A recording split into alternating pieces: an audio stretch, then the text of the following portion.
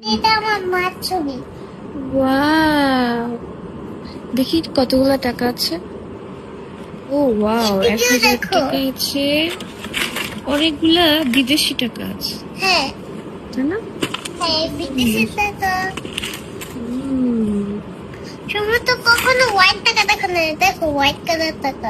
White colour টাকা, এটা তো হচ্ছে এটা তো রুপি। আমার ছেলে মেহেদি লাগানো পছন্দ করে না, এই জন্য আমার হাতে নাস্তা খাবে না। বুঝি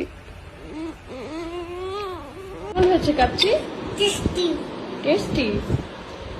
আমার ভাল লাগে না আসলে, একটু ঝরঝরা ভাল লাগে, সো আই হ্যাভিং ইট। فتعني ركزت البطريق ولا سرت في ما يا اخي جوز عندي خوش فصله يا اخي ছোট্ট রিজিক তার মানি ব্যাগে মায়ের ছবি রেখেছে। মায়ের প্রতি বাচ্চাটার কত ভালোবাসা, মানেই কিন্তু মা যেন রিজিকের হৃদয় জুড়ে আছে।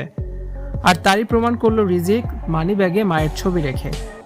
রিজিকের নতুন একটি ভিডিও সামাজিক যোগাযোগ মাধ্যমে ব্যাপক ভাইরাল হয়েছে, যা দেখে সকলের চোখ ভিজেছে। মানিব্যাগে মায়ের ছবি রেখেছে রিজিক। মাকে ছাড়া রিজিকের জীবন যেন অন্ধকারে ঢেকে গেছে। পৃথিবীতে রিজিকের পাশে সবাই আছে, কিন্তু তার মা নেই। তাই সব থেকেও যেন কিছুই নেই রিজিকের। একটি ভিডিওতে দেখা যায় রিজিক তার মানি ব্যাগ খুলে দেখাচ্ছে তার মায়ের ছবি। এত ছোট্ট একটা বাচ্চা, সে তার মাকে কতটা ভালোবাসে, সে কতটা ম্যাচিউর হয়ে গেছে, এইটুকু বয়সে মায়ের ছবি নিজের মানি ব্যাগে রেখে দিয়েছে। রিজিককে আরো 2 বছর আগে নেপাল থেকে মানি ব্যাগটা কিনে দিয়েছিল তার মা।